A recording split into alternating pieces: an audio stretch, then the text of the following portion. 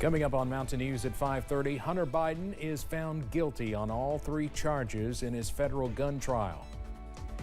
And the U.S. Secretary of State is in Israel with the families of some American hostages being held in Gaza as he pushes for a deal to end the war.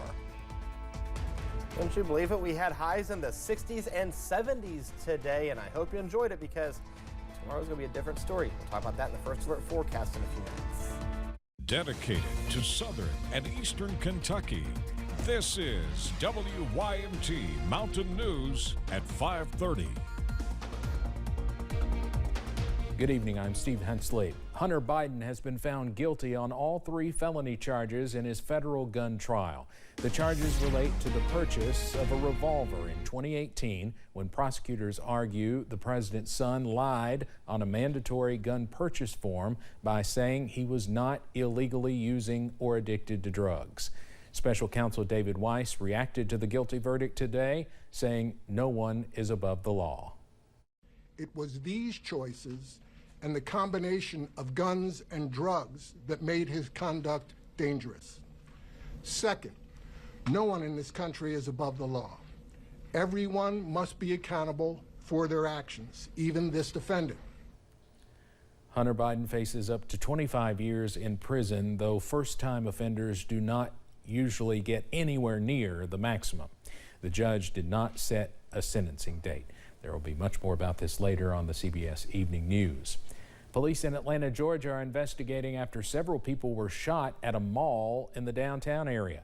Police say 4 people were shot at 235 Peachtree Street, including the suspect. The area is surrounded by businesses and hotels. The Atlanta mayor says the incident happened in the mall's food court. The building was put on lockdown. Our sister station in Atlanta reports everyone with gunshot wounds were alert, conscious, and breathing.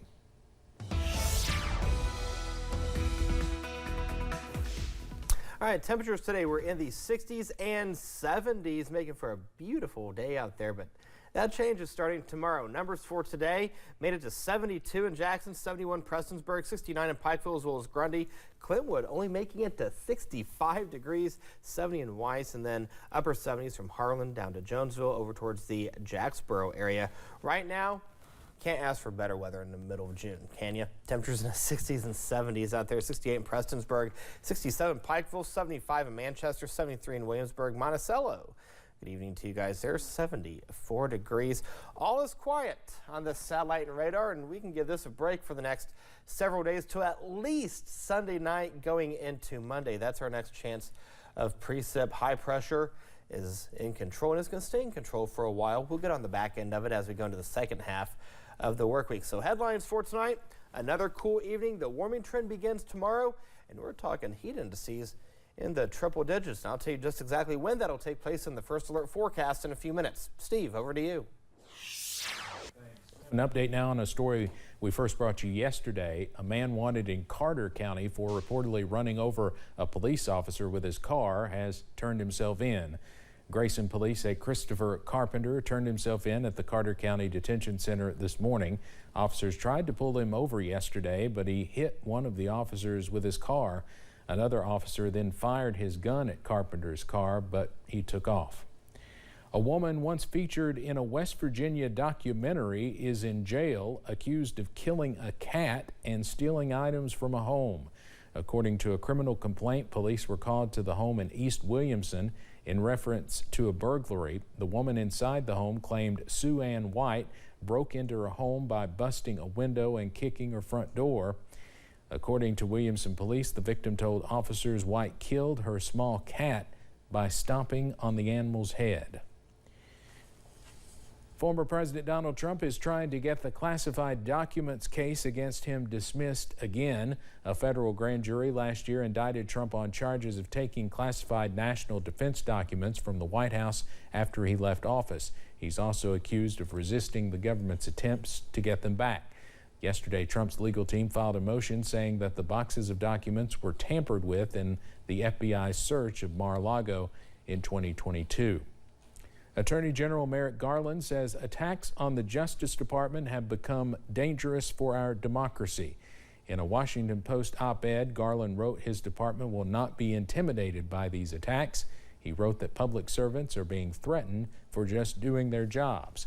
Garland did not mention political parties in his op-ed, but he denounced a number of conspiracy theories floated by Republicans. Former New York Governor Andrew Cuomo is in Washington today to testify behind closed doors. At the center of the House investigation is Cuomo's pandemic-era policies on COVID-19 with regard to nursing homes. Cuomo is facing claims published in a 2021 report issued by the Office of New York Attorney General Letitia James.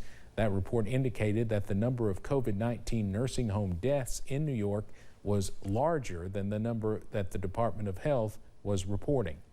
The investigations found was the Department of Justice investigation, 3 of them, found no wrongdoing. Investigations found that New York followed the federal guidance that was established. And remember, New York had COVID first and worse than any other state.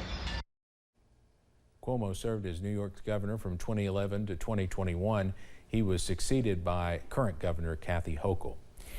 U.S. Secretary of State Antony Blinken met with the King of Jordan and the Prime Minister of Iraq, among others, today as he continues to build support for the current proposal for a ceasefire between Israel and Hamas that halts the fighting in Gaza and secures the release of the hostages.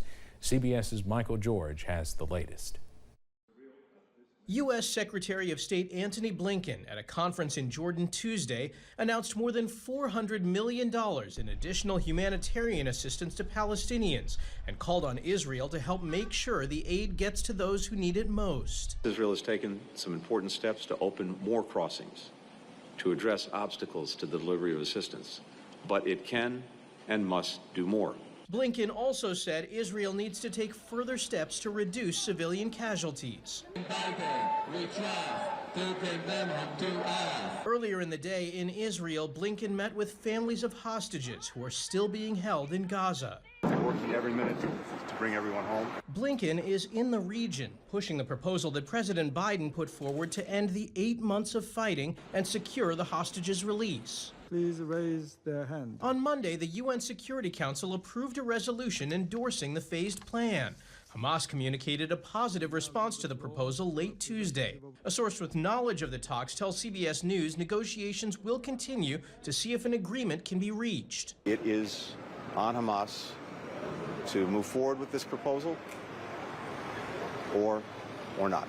Displaced Palestinians in Gaza welcomed the UN resolution with caution, hoping it would be implemented immediately to end their suffering. Michael George, CBS News, New York.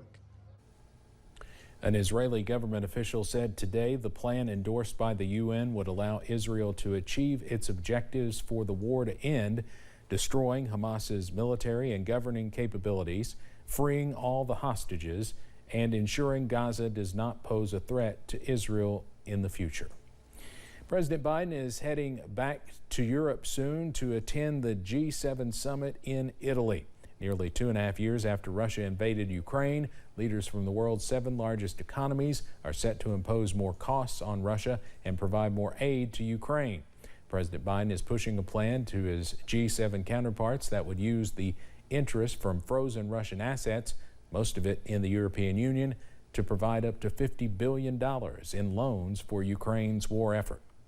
So those profits is around that sum will be used for Ukraine. First of all, for most urgent needs, that means for the defense, and 10% will be dedicated for the reconstruction when we need, for example, right now, infrastructure, energy.